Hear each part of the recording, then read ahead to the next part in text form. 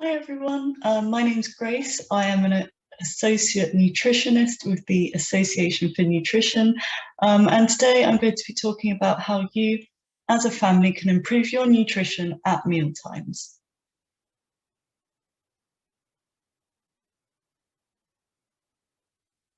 So I'll be covering positive atmosphere, new ingredients and meals, getting the children involved, and there's no such thing as good and bad food.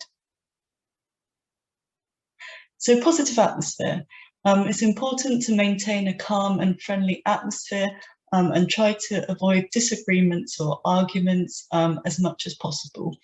Also, it's important to eat as a family at a table as often as you can, as this encourages role modeling.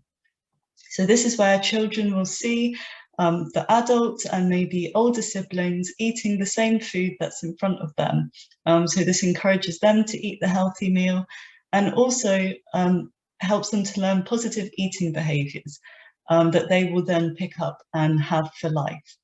It's also important to have no distractions, so no technology or games, as this encourages children to listen to their hunger and fullness signals, so that when they are full and their body has acknowledged that, they can stop eating and not overeat. This is something that you've probably experienced before.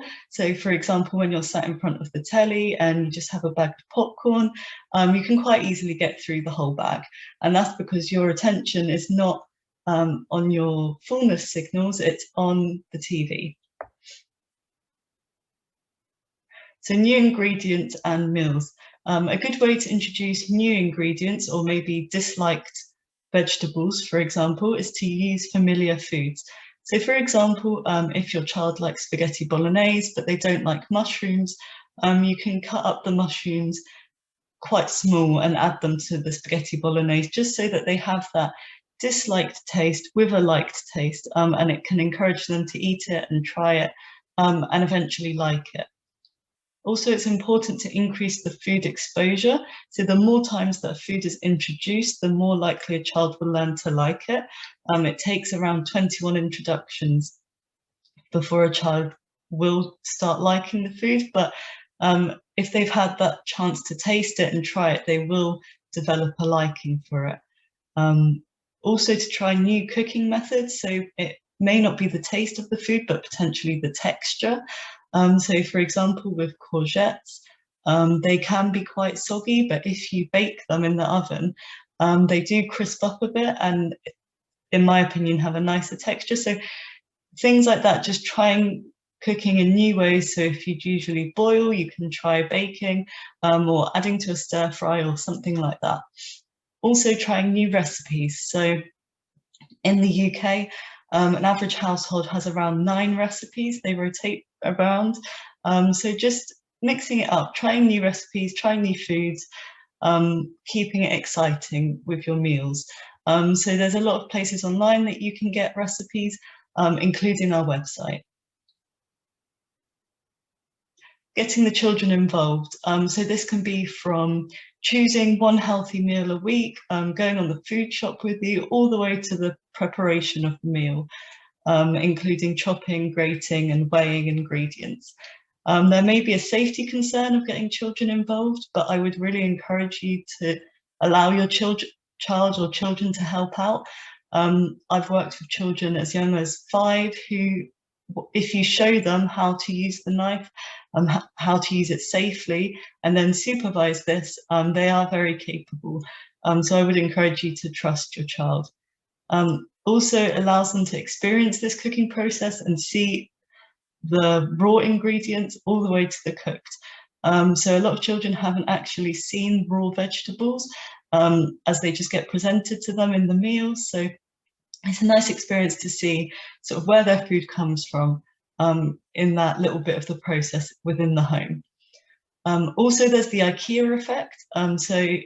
Research has found that if you make something yourself, you're more likely to like it and enjoy it more. So this goes with food, but it originates from IKEA products, as in the name. So it has been shown that children who cook and participate in the cooking process are then more likely to like vegetables, which means they're more likely to increase their vegetable intake, which is really important for their health.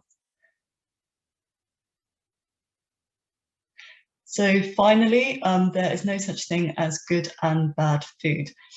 So I would really encourage that you use encouragement over rewards with children and food. So for example, just encouraging them to try a courgette or broccoli or whatever vegetable they dislike, rather than saying, if you finish your plate, you will get dessert.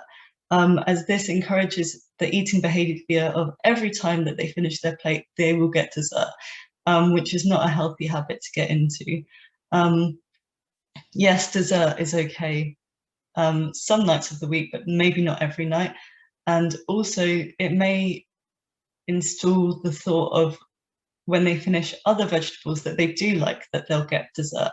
And this is not something you want to encourage. Also avoid battles over food.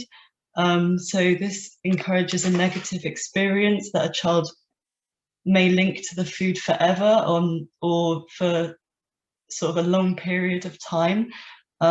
Also, the child may not want to eat the food because they are full and they are listening to their fullness signals as you have encouraged that positive atmosphere. So then your external signal of asking them to eat the food will then confuse them as their internal signal is telling them to stop. So you really do want to encourage them to just listen to their body. So finally, provide a variety of foods so that you ensure that your child is full at the end of the meal. So for example, with vegetables, rather than just providing one on the side, you could provide 3 smaller portions or more. And then that just gives them that opportunity to taste the vegetable. Like I said before, the more times you provide that opportunity to taste, the more chance that they will then like it and start enjoying it. And also any leftover veg can then be used the next day in a meal or as a snack, or it can be frozen or blended into a soup, for example, just so that you minimize your food waste and the food is actually consumed rather than going in the bin. Thank you very much for your time. Please don't hesitate to contact us if you have any questions. Email, phone, Twitter and Instagram are there. Thank you very much.